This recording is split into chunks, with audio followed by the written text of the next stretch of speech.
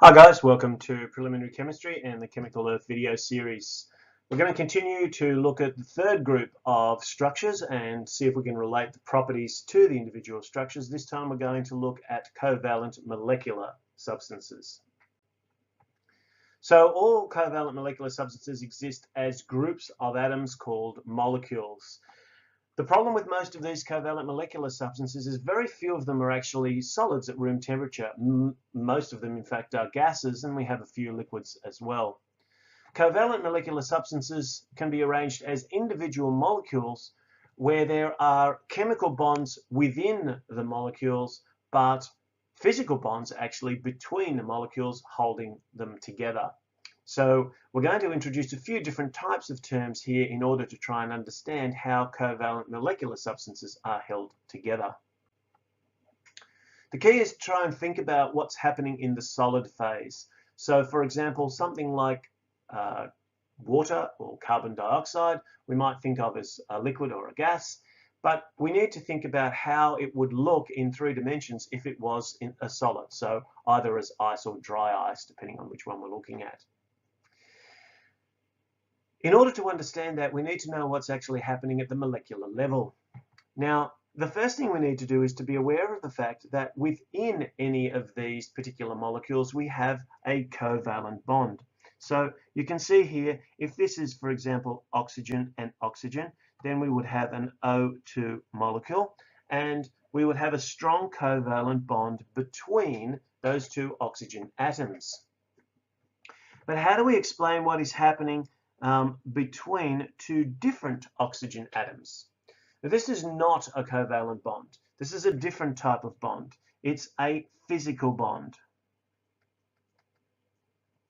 And the general rule is physical bonds are weaker than chemical bonds.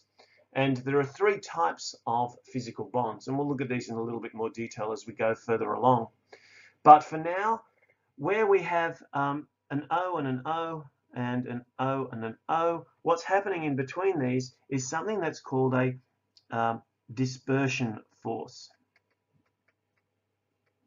And it's a form of intermolecular force between the molecules, a dispersion force, sometimes called van der Waals or London forces. You see these called under a few different names. Dispersion force is the one that we are required to use when referring to this force of attraction.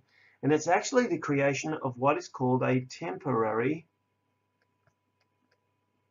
dipole. The problem is when you have 2 electrons that are part of this particular molecule, the bond within this molecule, the 2 electrons have come one from each of the 2 atoms, and so therefore they are what is shared in this bond.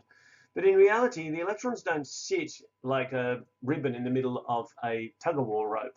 They move, and they move backwards and forwards, oscillating between the 2 atoms. So occasionally, at a snapshot in time, we could consider that the electrons were over this side, both electrons were here, and therefore this would have a slight negative charge, and at the same time the other atom would have a slight positive charge. It's a small delta symbol there. You'll see a bit more of that as we go along.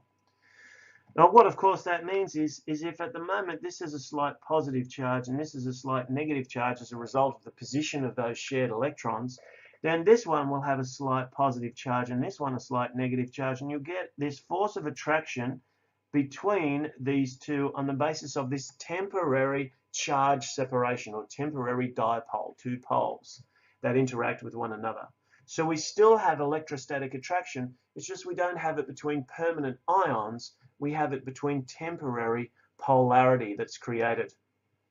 Of course, because this is temporary, it can just as easily switch backwards and forwards, and so we might find that in the next instant, as we looked in, the one that was formerly negative is now positive, and the one that was formerly positive is now negative, and that shifts it around again. And this is one of the reasons why these are very weak forces and very easy to overcome.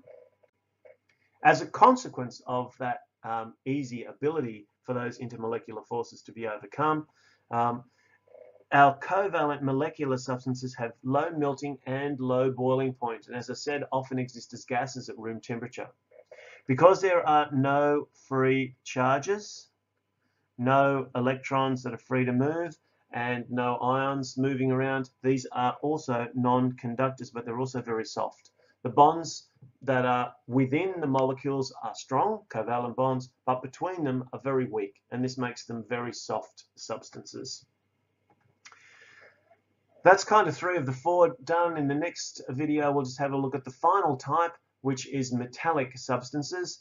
This is a very simple picture of covalent molecules for now, and we have 2 other types of intermolecular forces or physical bonds that we haven't talked about yet, which we will in class, and we'll probably cover those too in a later video. Thanks for watching.